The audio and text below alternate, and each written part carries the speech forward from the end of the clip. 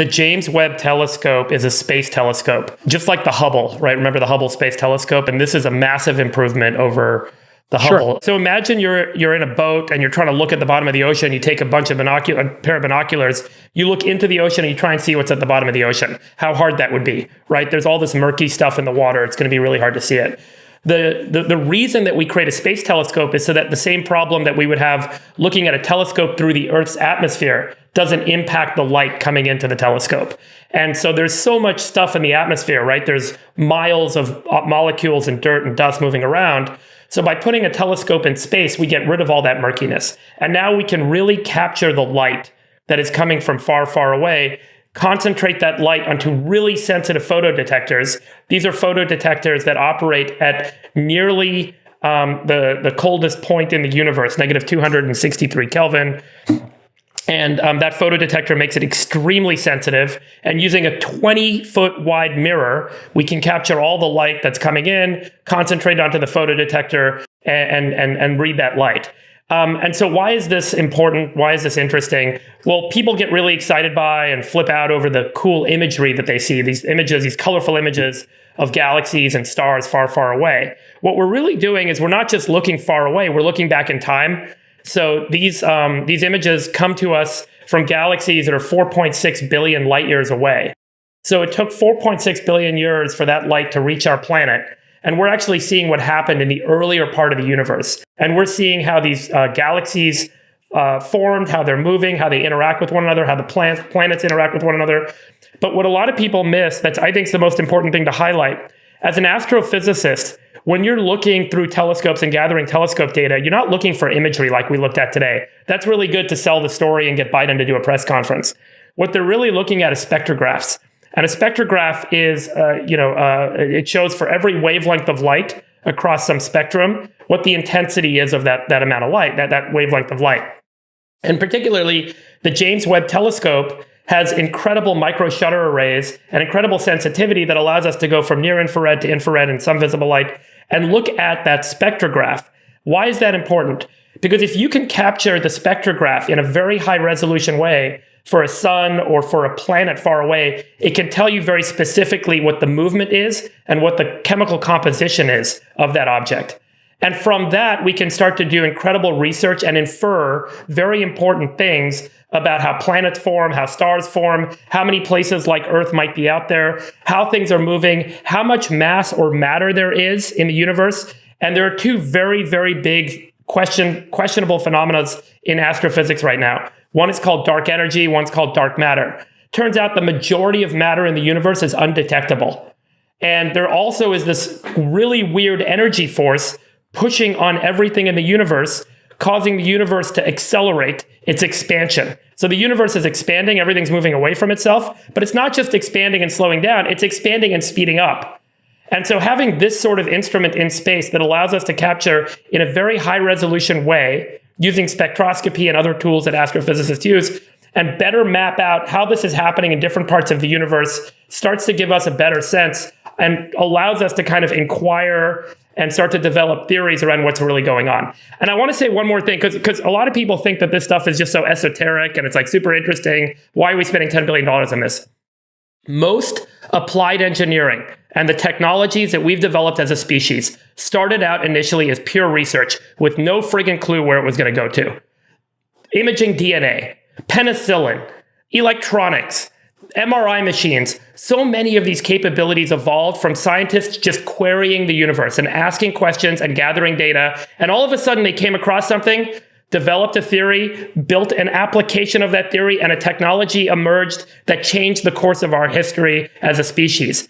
And that's the reason to do pure research. And that's the reason it's so important for us to put $10 billion into a program like this. We're going to discover amazing things with this tool, and it will ultimately, hopefully, yield advances for humankind that we cannot even contemplate today. So could be really energy, right? I mean, understanding dark matter and dark energy totally. And then maybe has changed everything in energy, right? J-Cal, think about it. One day there might be a capability where we say there's a new class of matter and a new understanding of energy that we can then apply in some form of physics on Earth that we could do something interesting with. And we have to be able to query and understand the universe to do that. Could we measure? Here we go. Could we measure the matter from Uranus? Okay, I knew it was coming. I mean, the Hubble telescope actually, correct me if I'm wrong here, it actually told us the age of the universe. How much dark matter is in Uranus, Chamath? A lot. You're full of it. But we now know, Hubble told us the rate of expansion of the universe, and it also told us the age of the universe, and we found all these other planets. Totally. To Friedberg's point about, looking, through the muddy water. Here's a great visualization. On the left, you have Hubble. On the right, you have Webb. Beautiful. And if you slide this, you can just see just how crystal clear and these images are. And from my understanding, we found some number of universes already that we didn't know just from the first images. By the way, I want to just give everyone a heads up. This imagery looks beautiful. And I'm going to print out a big one. I'll put it behind my friggin' desk here because I think it's so fantastic. Astrophotography is one of my kind of all-time, favorite forms of art. But remember, this is imagery that was actually captured in near infrared and infrared spectra.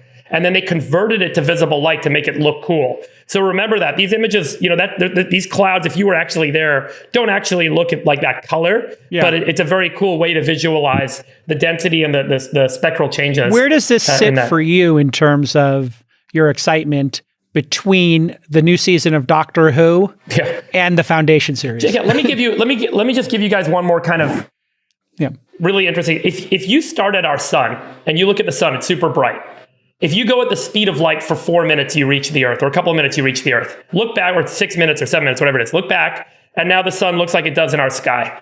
If you go for another couple of minutes, you end up looking back from Saturn, and the sun starts to look like a star. I mean, that's how dim it gets. Now imagine continuing to go at the speed of light for another hour. You look back, you'll hardly be able to differentiate the sun from the rest of the universe. Now do that for 4.6 billion years. And you're shooting away for 4.6 billion years. Now look back. How friggin' hard would it be to see anything?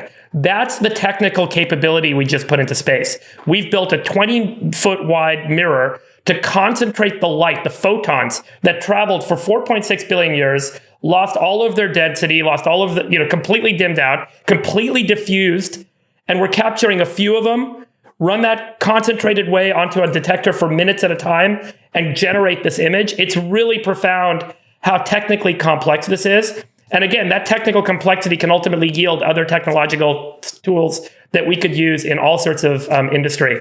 So I just want to highlight that. I posted it for you guys. It's an incredible story, but basically this program was riddled with delays and things that weren't working. And then they put this quiet, very assuming engineer in charge of it, and he completely turned the whole thing around. And it's one of the most incredible quotes. What's his name? Let's give him a shout out. His name is Greg Robinson, and he turned a $10 billion debacle into a groundbreaking scientific mission. This is the quote from the Wall Street Journal. The quote from the NASA, the head of NASA's Science Mission Directorate, Thomas Zurbuchen, says it all. There's a huge distance between success and failure, and only a few actions that move you from one to the other. He said, Greg Robinson worked such wonders that his boss calls him, quote, the most effective leader of a mission I have ever seen in the history of NASA, unquote. Really incredible. This project, the $11 billion Big shout out to Greg Robinson. Yeah, and this has been going on for, 20 years now, this process of getting this built, and 10 years of really intense building. What would the next, and then we'll switch over to politics for a quick second as we wrap up here.